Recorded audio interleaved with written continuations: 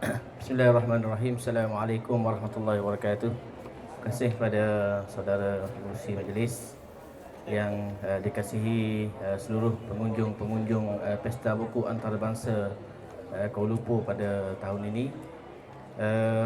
Pertama saya nak mengucapkan mintaan tahniah kepada Pustaka Permata Ummah di atas konsisten dan juga istiqamah dalam menerbitkan buku-buku yang berbentuk fikrah Islam bagi kita membimbing dan juga bagi kita memberikan pencerahan, membina fikrah kepada masyarakat, terutamanya umat Islam.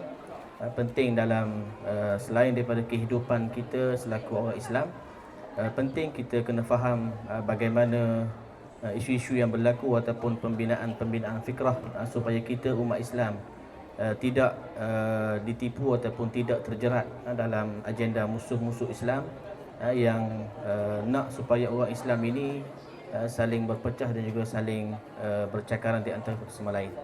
Baik, kehadiran saya ke Pesta Buku Antarabangsa Kuala Lumpur pada kali ini ialah kerana saya tertarik dengan buku yang baru dikeluarkan oleh Yang Berhormat Tan Sri Tuan Guru Haji Abdul Hadi Awang, seorang tokoh ulama yang peringkat antarabangsa yang menjadi rujukan di peringkat dunia kerana keilmuannya bukan sekadar ilmu dari sudut pengetahuan tentang Islam, tetapi bagaimana pengetahuan yang mendalam tentang isu-isu semasa ataupun isu-isu global, Asia Barat dan sebagainya yang berlaku, yang mampu diulas ataupun mampu diolah oleh Tuan Guru dengan baik dan memberikan satu kefahaman kepada kita tentang bagaimana pentingnya untuk kita faham tentang apa yang berlaku. Sebab itulah bila kita bercakap tentang perang di antara Iran dan juga Israel ini, dia bukan sekadar berlaku perang persenjataan, tetapi apa yang berlaku ialah peperangan berbentuk maklumat, ideologi dan juga peperangan berbentuk naratif ataupun peperangan media massa.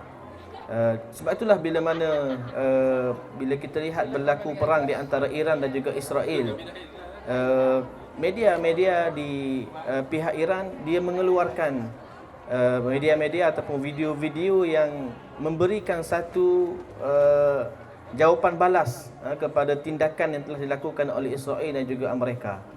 Yang Amerika dan juga Israel membawa satu naratif memburukkan seolahnya Iran ni adalah pengganas. Iran ni ialah bahaya, mempunyai senjata yang bahaya yang boleh mengancam dunia dan sebagainya.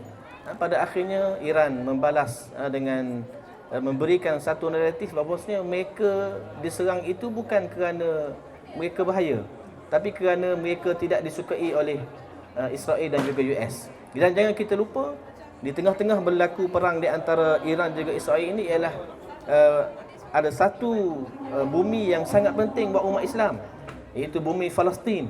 Dan kita lihat bagaimana antara punca ataupun sebab apa yang berlaku ini kemungkinan kerana bumi Palestin inilah yang menjadi punca berlakunya peperangan. Sebab itulah saya sangat syorkan kepada penonton dan juga pengunjung-pengunjung Pesta Buku sekalian, jangan lupa dapatkan buku perang Iran Israel ini yang sangat bagi saya kena baca dan juga sangat penting untuk kita faham bagaimana apa yang berlaku di sebalik perang ini, dan supaya kita tidak ditipu ataupun kerana hari ini lambakan maklumat banyak sangat di Facebook, di media sosial, di TikTok, di Thread dan sebagainya. Jadi kita kena pastikan maklumat yang kita dapat itu daripada sumber yang betul dan juga diulas oleh orang yang faham tentang isu sebenar yang berlaku. Dan insya-Allah bila kita faham isu yang berlaku, insya-Allah kita tidak akan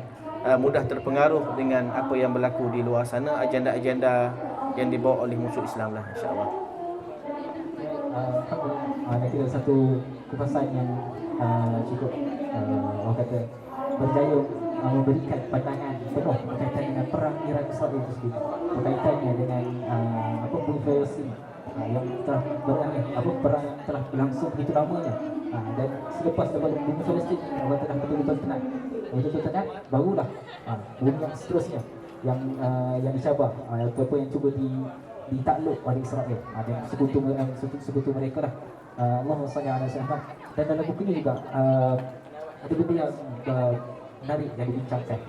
Kalau buku-buku Tuan Guru yang lain, kebanyakannya lah bila mana kita sebut berkaitan dengan geopolitik dunia dan sebagainya, Tuan Guru menerangkan bukan sahaja berkaitan dengan isu semasa tersebut, tapi sejarahnya sebelum itu lagi. Sejarahnya bagaimana permulaan berlakunya isu-isu ni, permulaan berlakunya apa yang membenarkan, apa yang membuatkan negara ataupun dunia ini tidak mampu untuk menghalang perkara ini.